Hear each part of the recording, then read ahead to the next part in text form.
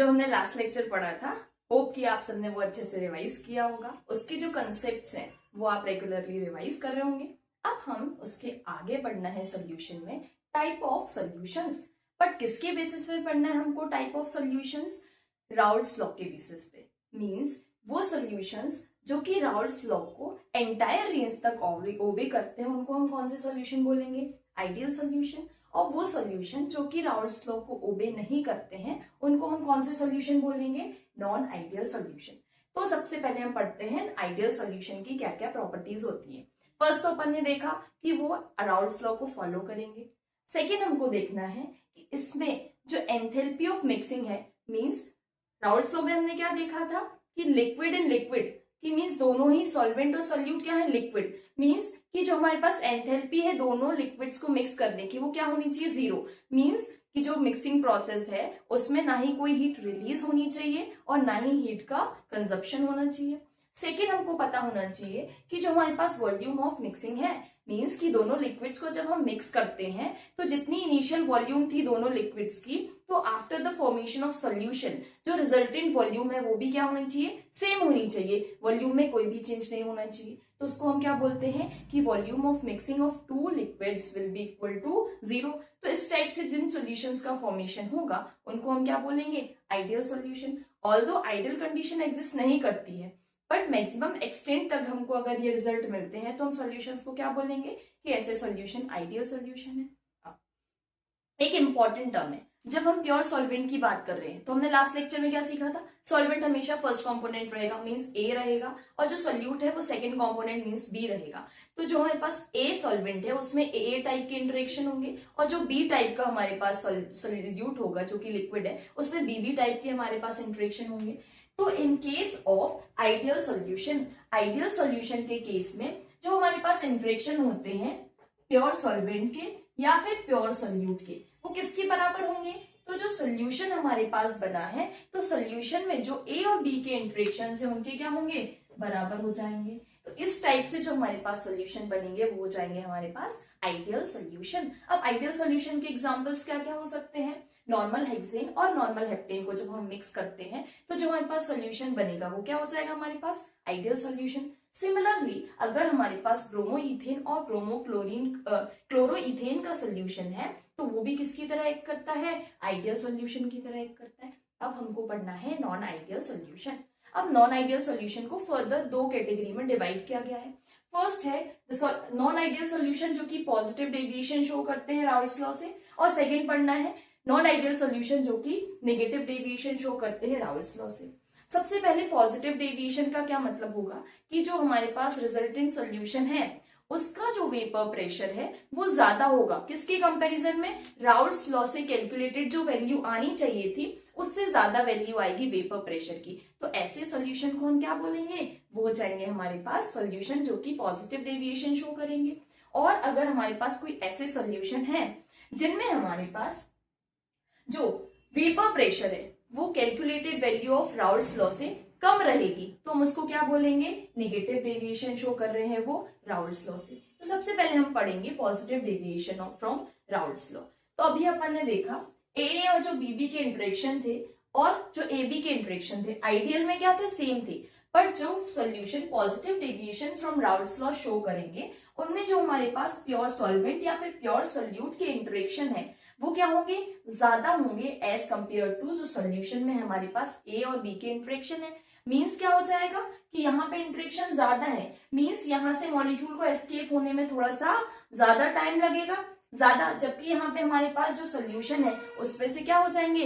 Molecules easily escape हो जाएंगे। इसका मतलब क्या हो जाएगा? इनमें जो वेपर प्रेशर होगा वो ज्यादा हो जाएगा क्योंकि मॉलिक्यूल्स के बीच में कम इंटरेक्शन है, थोड़े टेम्परेचर देंगे इजिली वेपराइज हो जाएंगे। इसका मतलब क्या होगा? उनका वेपर प्रेशर थोड़ा ज्यादा होगा। अब ऐसे सॉल्यूशन कौन से हो सकते हैं? तो इसका एग्जांपल हम देख सकते हैं इथेनॉल और एसीटोन। जब हम इथेनॉल और एसीटोन का मिक्सचर बनाएंगे तो रिजल्टेंट सॉल्यूशन क्या शो करेगा? Positive deviation from Raoult's law.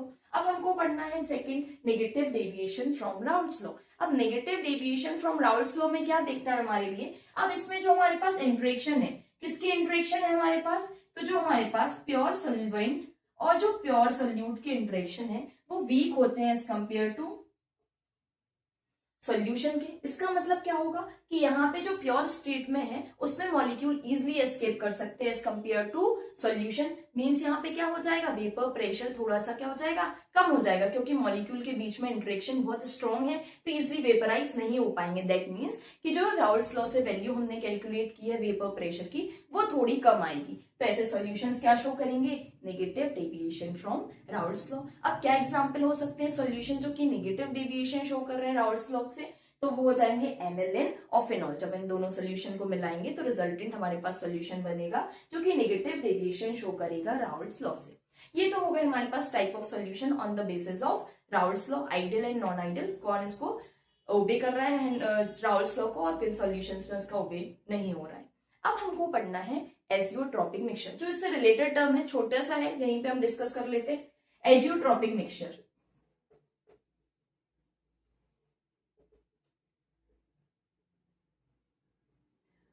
तो एजियोट्रॉपिक मिक्सचर दो सॉल्यूशन मींस बाइनरी है, तो दो कंपोनेंट का मिक्सचर होता है जिनका कॉम्पोजिशन लिक्विड फेज मींस की सॉल्यूशन फेज में और वेपर फेज में सेम रहता है, और ये बॉयल भी एक कांस्टेंट टेम्परेचर पे होते हैं। इट मींस कि हम इनके लिए फ्रिक्शनल डिस्टिलेशन से इजीली सेपरेट नहीं कर पाएंगे। अब एजियोट्रॉपिक जो मिक्सचर होते हैं वो भी दो टाइप के होते हैं, एक होते हैं मिनिमम बॉइलिंग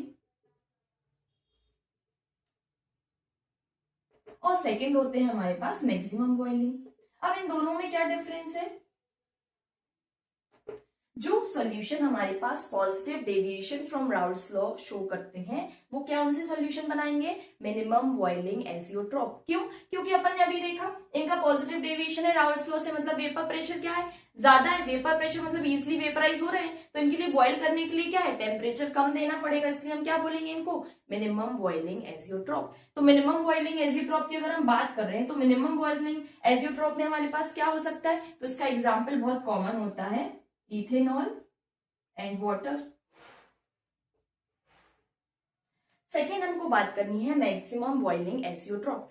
तो वो सॉल्यूशन जो कि negative deviation from Raoult's law show करते हैं वो क्या होंगे, मैक्सिमम बॉइलिंग एजियोट्रॉप सॉल्यूशन का फॉर्मेशन करेंगे। क्यों, क्योंकि अभी अपन ने देखा नेगेटिव डेविएशन क्या क्या मतलब था कि हमारे पास सॉल्यूशन में इंटरेक्शन बहुत ज्यादा है, मींस उनको बॉयल करने के लिए हमारे लिए क्या देना पड़ेगा, टेम्परेचर ज्यादा देना पड़ेगा, इसका मतलब कि वो मैक्सिमम टेम्परेचर पे बॉयल होंगे। अब इसका हमारे पास एक बेसिक एग्जाम्पल क्या हो सकता है, तो nitric acid in water.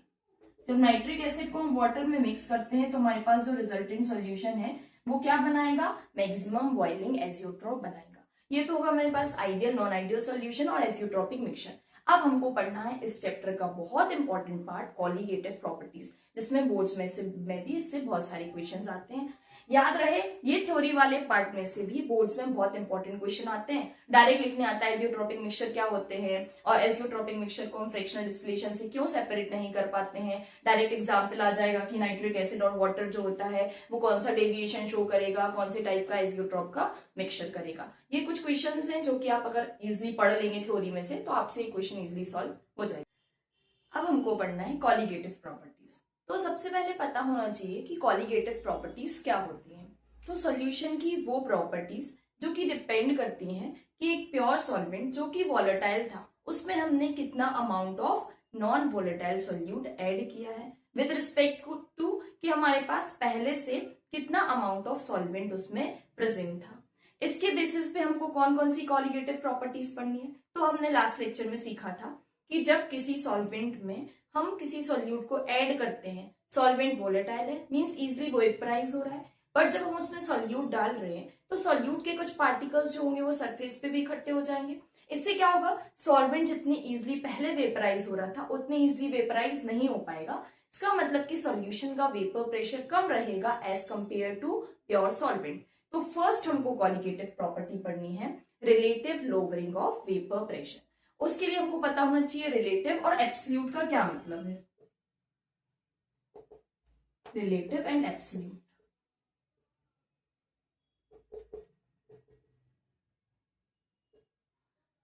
Suppose हमने देखा एक पेड़ है, पेड़ जो है अगर उसकी अभी अपन हाइट देखें प्रेजेंट में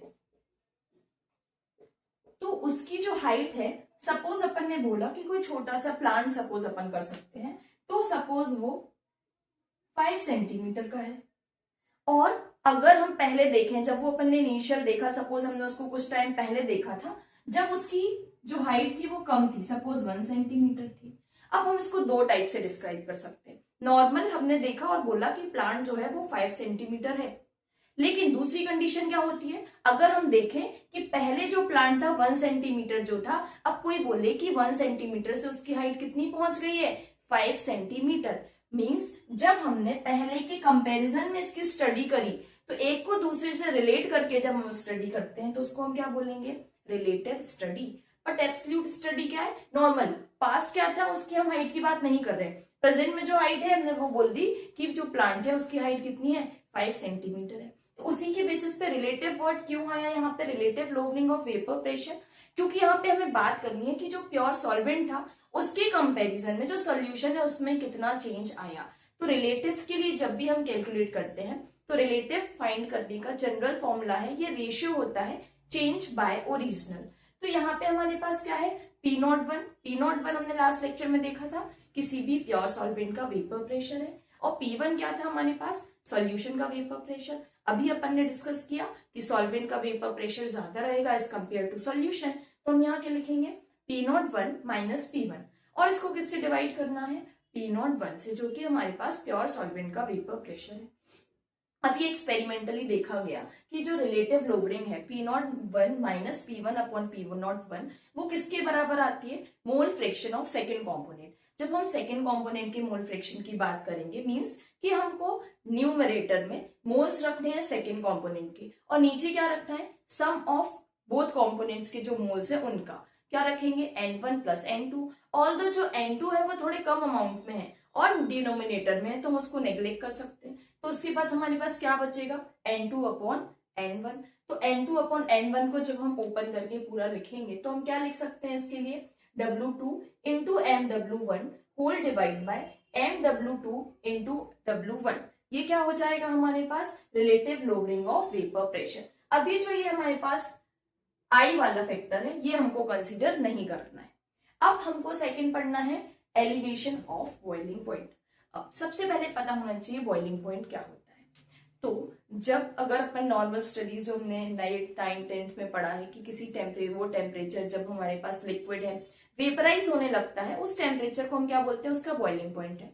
बट अगर हम स्टैंडर्ड डेफिनेशन देखें तो बॉइलिंग पॉइंट वो टेम्परेचर होता है जब किसी सॉल्यूशन का वेपर प्रेशर किसके बराबर हो जाए, एटमॉस्फेरिक प्रेशर के बराबर। उस टेम्परेचर को हम क्या बोलते हैं, सॉल्यूशन का बॉइलिंग पॉइंट। अब elevation of boiling point, elevation means increase, की मतलब जो हमारे पास प्योर सॉल्वेंट है जब उसमें हम सॉल्यूट को डालते हैं तो जो रिजल्टेंट सॉल्यूशन है उसका बॉइलिंग पॉइंट बढ़ जाता है। क्यों बढ़ जाता है, क्योंकि अब जो सॉल्वेंट है उसका सॉल्यूट से कुछ इंटरेक्शन होगा, तो इंटरमोलिकुलर इंटरेक्शंस बढ़ने के कारण हमको ज्यादा टेम्परेचर देना पड़ेगा उनके डिसोसिएशन के लिए। दैट मीन्स कि सॉल्यूशन का जो बॉइलिंग पॉइंट होगा वो ज्यादा होगा as compare to pure solvent, इसलिए बोले हैं कि elevation of boiling point.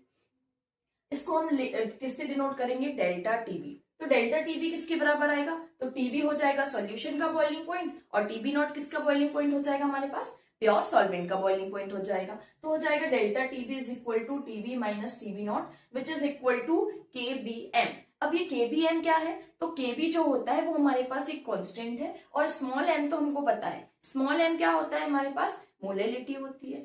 KB जो कांस्टेंट है उसको हम क्या बोल सकते हैं, तो हम उसको बोल सकते हैं बॉइलिंग पॉइंट एलिवेशन कांस्टेंट बोल सकते हैं, यूबलोस्कोपिक कांस्टेंट भी बोल सकते हैं। जब हम इसको ओपन करके लिखेंगे तो क्या हो जाएगा, KB into 1000 into W2 whole divide by M2 into W1। अब याद रहे कि यहाँ 1000 का फैक्टर क्यों आया, क्योंकि हम जहां भी इतने मासेस रखे हैं, गिवन मास, मोलर मास, हमेशा किस में रखना है, वो ग्राम में। बट जब हम सॉल्यूशन की या वो निकालते हैं मोलैरिटी, तो हमको मास ऑफ सॉल्वेंट किस में रखना पड़ता है, केजी में, इसलिए हमने यहाँ पे 1000 का फैक्टर ऑलरेडी मल्टीप्लाई कर लिया। अब जितनी भी वैल्यूज है मास की वो हम किस में रखेंगे, ग्राम में रखेंगे। तो ये हो गया हमारे पास एलिवेशन ऑफ बॉइलिंग पॉइंट। अब हमको नेक्स्ट पढ़ना है डिप्रेशन ऑफ फ्रीजिंग पॉइंट। अब डिप्रेशन ऑफ फ्रीजिंग पॉइंट क्या होता है, सबसे पहले फ्रीजिंग पॉइंट क्या होता है, तो वही जो पुरानी डेफिनेशन है जो अपन ने पढ़ा है कि वो टेम्परेचर जिसपे क्या होता है हमारे पास कोई भी लिक्विड फ्रीज होने लगता है, वो क्या हो जाएगा, उसका बॉइलिंग फ्रीजिंग पॉइंट हो जाएगा। अब डिप्रेशन टर्म क्यों आया, तो याद रहे जब किसी प्योर सॉल्वेंट में हम सॉल्यूट को ऐड करते हैं तो फ्रीजिंग पॉइंट क्या होता है, कम होता है। कम होता है मतलब और नेगेटिव में जाएगी। ऑल्दो हमको पता है कि जितनी ज्यादा नेगेटिव वैल्यू होगी मतलब कि फ्रीजिंग पॉइंट उतना ज्यादा होगा। तो यहाँ पे क्या बोला है, डिप्रेशन ऑफ फ्रीजिंग पॉइंट। तो इसको हम किससे डिनोट करेंगे, डेल्टा टीएफ से। अभी बोला कि सॉल्यूशन का फ्रीजिंग पॉइंट क्या है, हमारे पास कम है, सॉल्वेंट का ज्यादा है, इसलिए हम क्या बोलेंगे, टीएफ नॉट माइनस टीएफ। ये किसके बराबर आएगा, के एफ एम, जो कि हमारे पास बॉइलिंग पॉइंट में है ना। एम तो सेम है, सिर्फ किसका डिफरेंस आएगा, यहाँ के भी होता है और यहाँ पे क्या आएगा, के एफ। तो के एफ क्या हो जाएगा हमारे पास, फ्रीजिंग पॉइंट डिप्रेशन कांस्टेंट हो जाएगा, या फिर क्रायोस्कोपिक कांस्टेंट भी हम इसको बोल सकते हैं। बाकी जितनी वैल्यूज हैं वो उसमें क्या रहेंगी, एलिवेशन ऑफ बॉइलिंग पॉइंट के सिमिलर ही रहेंगी। अब हमको लास्ट पढ़ना है ऑस्मोटिक प्रेशर। ऑस्मोटिक प्रेशर पढ़ने से पहले हमको इन जनरल पता होना चाहिए ऑस्मोसिस क्या होता है। तो ऑस्मोसिस वो प्रोसेस होती है जिसमें सॉल्वेंट का मूवमेंट होता है उसके हायर कंसंट्रेशन से उसके लोअर कंसंट्रेशन की तरफ। जब हम रात में किशमिश को पानी में भिगो के रखते हैं तो सुबह क्या होता है, जो किशमिश होती है वो स्वेल अप कर जाती है। ऐसा क्यों होता है, तो जो किशमिश है उसमें वाटर कंटेंट कम है, लेकिन जब हम उसमें पानी में डाला बीकर में तो बाहर क्या है, पानी का कंसंट्रेशन ज्यादा है। तो बाहर सॉल्वेंट का कंसंट्रेशन ज्यादा होने के कारण जो पानी है वो बाहर से किसकी तरफ जाएगा, अंदर, मतलब किशमिश के अंदर, इसलिए वो स्वेल अप कर जाएगी। इसमें जो किशमिश की मेम्ब्रेन है वो किसकी तरह एक्ट कर रही है, सेमी परमिएबल मेम्ब्रेन। तो एक इंपॉर्टेंट फैक्टर ये है कि ऑस्मोसिस की जो प्रोसेस होती है वो उसके लिए कंपलसरी है कि सेमी परमिएबल मेम्ब्रेन होना चाहिए। तो ऑस्मोसिस को हम कैसे डिफाइन कर सकते हैं, तो osmosis is the process of movement of solvent molecules from its higher concentration to its lower concentration through a semi-permeable membrane। इसको हम बोलते हैं ऑस्मोसिस। अगर हमारे लिए ऑस्मोसिस प्रोसेस को रोकना है तो ऑस्मोसिस प्रोसेस को प्रिवेंट करने के लिए जो हम एक्सटर्नल प्रेशर अप्लाई करते हैं उसको ही हम क्या बोलते हैं, ऑस्मोटिक प्रेशर। इसको हम किससे डिनोट करते हैं, पाई से, और ये किसके बराबर होता है, CRT। तो अब यहाँ पे C क्या है, तो अपन ने फर्स्ट लेक्चर में सीखा था कि जो मोलैरिटी होती है कैपिटल M, उसको ही हम और क्या बोल सकते हैं, कंसंट्रेशन। मीन्स यहाँ पे C क्या है, मोलैरिटी। मोलैरिटी क्या होता है हमारे पास, मोल्स बाय वॉल्यूम। R क्या हो जाएगा हमारे पास, गैस कांस्टेंट हो जाएगा, और T क्या हो जाएगा हमारे पास, टेम्परेचर। तो हम क्या बोल सकते हैं, pi is equal to CRT which is equal to nRT whole divide by volume जो भी होगी हमारे पास सॉल्यूशन की। इसको तो हमारे पास हो गई है हमारी मेन 4 क्वालिटेटिव प्रॉपर्टीज जो हमको इसमें पढ़नी थी। अब ऑस्मोटिक जो प्रेशर है वो हमने किसके टर्म्स में पढ़ा है, ऑस्मोसिस के टर्म्स में। तो ऑस्मोसिस जो होता है उसके बेसिस पे हमारे पास टाइप्स ऑफ सॉल्यूशंस का फॉर्मेशन होता है। तो ऑस्मोसिस की प्रोसेस के बेसिस पे हमारे लिए 3 टाइप के सॉल्यूशंस पढ़ने हैं। सबसे पहला हमको पढ़ना है isotonic solution. Isotonic solution, iso मतलब होता है सेम, तो 2 सॉल्यूशन जिनका ऑस्मोटिक प्रेशर सेम है उनको हम क्या बोल देंगे, आइसोटोनिक सॉल्यूशन है। मींस इसमें सेमी परमिएबल मेम्ब्रेन के थ्रू कोई भी ऑस्मोसिस की प्रोसेस नहीं होने वाली है। जैसे कि जो हमारी ह्यूमन बॉडी है उसमें जो ब्लड सेल्स होते हैं उसमें सॉल्ट का कंसंट्रेशन कितना होना चाहिए, 0.9%। तो ये स्टैंडर्ड कहलाता है। लेकिन इन केस अगर इसी सेल को हमने किसी ऐसे सॉल्यूशन में रख दिया जिसमें NaCl का कंसंट्रेशन क्या है, 0.9 से ज्यादा है, तो जो हमारे पास सॉल्यूशन है उसको हम क्या बोलेंगे, हाइपरटोनिक सॉल्यूशन। हाइपरटोनिक सॉल्यूशन में क्या हमने पढ़ा कि इसमें हमारे पास रिक्वायर्ड है स्टैंडर्ड 0.9%, बट हमने सेल को ऐसे सॉल्यूशन में रखा जिसमें क्या है, कंसंट्रेशन NaCl का 0.9% जो है उससे क्या हो जाएगा, थोड़ा सा ज्यादा हो जाएगा। इसका मतलब कि क्या होगा, हमारे पास बाहर जो सराउंडिंग्स है उसमें NaCl का कंसंट्रेशन ज्यादा है, और जो हमारे पास अंदर है जो सेल है उसमें क्या है, NaCl का कंसंट्रेशन कम है। मींस कि बाहर सॉल्वेंट का कंसंट्रेशन कम होने के कारण अब जो सेल है उसमें से वाटर का मूवमेंट किस तरफ होगा, आउटसाइड होगा। इसका मतलब क्या होगा, इस केस में जो सेल होगा वो क्या कर जाएगा, श्रिंक कर जाएगा। तो ऐसे सॉल्यूशन को हम क्या बोलेंगे, हाइपरटोनिक सॉल्यूशन। नेक्स्ट हमको पढ़ना है हाइपोटोनिक सॉल्यूशन। हाइपोटोनिक सॉल्यूशन क्या होते हैं, तो वो सॉल्यूशन जिनमें हमारे पास जो स्टैंडर्ड रिक्वायरमेंट है सोल्यूट की उससे कम कंसेंट्रेशन है। सपोज अगर हाइपोटोनिक सॉल्यूशन है मतलब कि NaCl का जो कंसेंट्रेशन है वो कितना होगा 0.9% से कम हो जाएगा। अब बाहर क्या है सॉल्ट का कंसेंट्रेशन ज्यादा है, सेल में कंसेंट्रेशन सॉल्ट का ज्यादा है, मींस बाहर से मूवमेंट कहाँ होगा वाटर का इनसाइड द सेल। इसका मतलब इस कंडीशन में क्या हो जाएगा सेल जो होगा वो स्वेल अप कर जाएगा। तो ये हमारे पास ऑस्मोटिक प्रेशर ऑस्मोसिस की प्रोसेस के बेसिस पे हमको 3 टाइप ऑफ सॉल्यूशंस पढ़ने हैं। अब हमको एक बहुत इंपॉर्टेंट टर्म और पढ़नी है जिसको हम बोलते हैं रिवर्स ऑस्मोसिस। तो सबसे पहले पता होना चाहिए रिवर्स ऑस्मोसिस क्या है। तो इन जनरल ऑस्मोसिस जिस डायरेक्शन में हो रही थी उसको उसके ऑपोजिट डायरेक्शन में अगर कैरी आउट करवाना है तो उसको हम क्या बोलेंगे रिवर्स ऑस्मोसिस। तो रिवर्स ऑस्मोसिस का मतलब क्या है, अब जो सॉल्वेंट का मूवमेंट होगा वो उसके लोअर कंसेंट्रेशन से हायर कंसेंट्रेशन की तरफ होगा। अगर हम देखें जब हमारे पास वाटर का प्योरिफिकेशन होता है कहां से, जब हम सॉल्ट वाटर में से सॉल्ट को सेपरेट करते हैं प्योर वाटर से, तो इसको हम कैसे समझ सकते हैं। सबसे पहले हम इसको बोलते हैं desalination of water।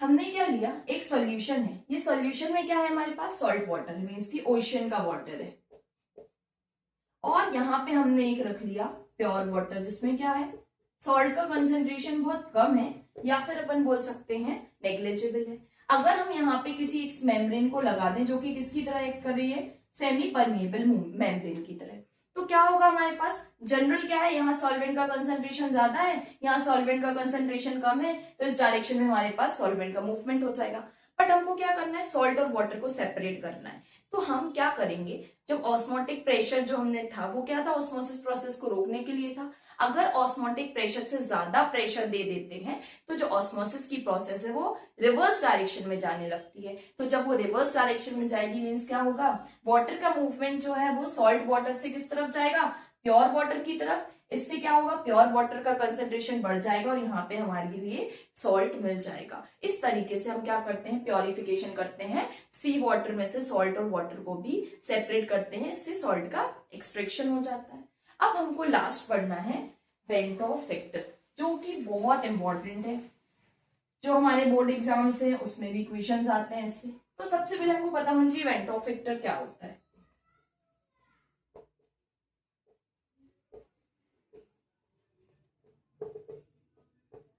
Vento factor को हम डिनोट करते हैं आई से। अब जब हम किसी सॉल्वेंट में सोल्यूट को डालते हैं तो किसी एक्सटेंट तक क्या होता है डिसोसिएट हो जाता है। अभी तक हमने स्टैंडर्ड क्या पढ़ा नॉर्मल हमने 1 मान लिया कि मतलब जितना मैक्सिमम डिसोसिएशन है उसकी वैल्यू 1 के बराबर आ रही है। बट हमारे पास कोई स्ट्रॉन्ग इलेक्ट्रोलाइट की तरह अगर कोई हमारे पास सोल्यूट ऐड कर रहा है और उसका जब कंप्लीट डिसोसिएशन होता है उसी के टर्म्स में जो रिजल्टेंट नंबर ऑफ आयंस आते हैं उनको हम क्या बोलते हैं वेंटो फैक्टर। सपोज हम बोले K2SO4, K2SO4 को जब हम डिसोसिएट करेंगे तो क्या बनेगा 2K plus SO4 die negative बन जाएगा हमारे पास। तो यहाँ पे क्या होगा 2 पोटेशियम के आयन मिलेंगे और एक सल्फेट आयन मिलेगा, तो टोटल नंबर ऑफ आयंस कितने हो जाएंगे 3। तो इस केस में आई की वैल्यू क्या हो जाएगी हमारे पास 3 हो जाएगी। अगर नॉर्मल हम NaCl की बात करें तो इससे हमें मिलेगा Na प्लस Cl माइनस, तो टोटल नंबर ऑफ आयंस कितने मिलेंगे हमारे लिए इस केस में 2 आयंस मिलेंगे। तो आई की वैल्यू क्या हो जाएगी इस केस में हमारे पास 2 हो जाएगी। तो ये हमारे पास वेंटो फैक्टर है। वेंटो फैक्टर को और हम कैसे कैलकुलेट कर सकते हैं, तो वेंटो फैक्टर को कैलकुलेट करने के कुछ जनरल फॉर्मूलेज हैं। फर्स्ट है हमारे पास I is equal to normal molar mass upon abnormal molar mass. इसका मतलब क्या हुआ कि नॉर्मल मोलर मास मतलब किसी स्पीशीज का जो मोलर मास है, बट अगर किसी फॉर्मूले में कैलकुलेट रख के वैल्यूज हमने उसका मोलर मास कैलकुलेट किया है और वो स्टैंडर्ड से थोड़ा डिफरेंट आ रहा है तो उसको हम क्या बोल देंगे एबनॉर्मल मोलर मास। अगर दूसरा फॉर्मूला है तो क्या हो सकता है ऑब्जर्व्ड कॉलिगेटिव प्रॉपर्टीज, और इसको हम किससे डिवाइड करेंगे कैलकुलेटेड मींस जो हमने ऑब्जर्व क्वेश्चन में आपको ऑलरेडी गिवन रहेंगी कि ये वैल्यू आ रही है, बट जब आप फॉर्मूले में रख के जो वैल्यू कैलकुलेट करोगे उसको हम क्या बोलेंगे कैलकुलेटिव कॉलिगेटिव प्रॉपर्टी। जब इनका हम रेशियो निकालेंगे तो ये किसके बराबर आएगा, हमारे पास बेंटो फैक्टर की जो वैल्यू होगी इसकी इक्विवेलेंट आएगा। और एक लास्ट है जो कि बहुत इंपॉर्टेंट है, किसके बराबर होता है, आई की वैल्यू, तो number of molecules after dissociation और एसोसिएशन। और इसको हमको किससे डिवाइड करना है, तो इसको हमें डिवाइड करना है नंबर ऑफ मॉलिक्यूल्स बिफोर, मतलब पहले डिसोसिएशन के एसोसिएशन के जो नंबर ऑफ मॉलिक्यूल्स होंगे उसके पहले उनको हमको कहां रखना है, डिनोमिनेटर में रखना है। याद रहे जब हमारे पास कोई सोल्यूट या फिर कोई मॉलिक्यूल है, जब वो डिसोसिएट होगा तो उसके नंबर ऑफ आयंस जो होंगे वो क्या होंगे, बढ़ जाएंगे। बट एसोसिएशन में क्या होगा, इनिशियल जो हमारे पास रिएक्टेंट थे उसमें प्रोडक्ट के कंपैरिजन में क्या होंगे, रिएक्टेंट में ज्यादा नंबर ऑफ मॉलिक्यूल्स होंगे। इसलिए क्या होता है, डिसोसिएशन में हमेशा याद रहे, डिसोसिएशन के केस में जो आई की वैल्यू होती है वो हमेशा क्या होगी, ग्रेटर देन 1 होगी। बट एसोसिएशन के केस में जो आई की वैल्यू होगी वो हमारे पास क्या हो जाएगी, लेस देन 1 हो जाएगी। अब आई को हमें कब कंसीडर करना है, अगर क्वेश्चन में मेंशन हो कि कंप्लीट डाइमराइजेशन हो रहा है या फिर कंप्लीट डिसोसिएशन हो रहा है, तब हमारे लिए सिर्फ किसकी वैल्यू कंसीडर करनी है, आई की। अगर गिवन नहीं है तो हम नॉर्मल ए फॉर्मूलेज लिख सकते हैं। अगर इन सब में हम आई का फैक्टर इंक्लूड कर दें, जो कि पहले अपन ने बोला था कि यहाँ पे क्या हो जाएगा, होल मल्टीप्लाई बाय आई हो जाएगा। अगर एलिवेशन ऑफ बॉइलिंग पॉइंट भी करेंगे तो उसमें भी हो जाएगा whole multiply by I, means number of ions जो कि डिसोसिएशन या फिर एसोसिएशन के बाद मिले हैं। डिप्रेशन ऑफ फ्रीजिंग पॉइंट में भी क्या हो जाएगा, होल मल्टीप्लाई बाय आई हो जाएगा। और पाई की वैल्यू जो हमने निकाली थी उसमें भी क्या हो जाएगा, होल मल्टीप्लाई बाय आई हो जाएगा। आई यहाँ पे बेंटो फैक्टर है। अब इन जनरल मल्टीप्लीकेशन सिर्फ करने नहीं आता है, एसोसिएशन और डिसोसिएशन के बेसिस पे जो कॉम्प्लेक्स क्वेश्चन आते हैं बोर्ड एग्जाम्स में, उसके बारे में हम स्टडी करेंगे नेक्स्ट लेक्चर में, जिसमें हम कुछ क्वेश्चन सॉल्व करेंगे। थोड़े कॉम्प्लेक्स हैं बट उनको हम इजिली कैसे सॉल्व कर सकते हैं उसको हम नेक्स्ट लेक्चर में देखेंगे। Thank you.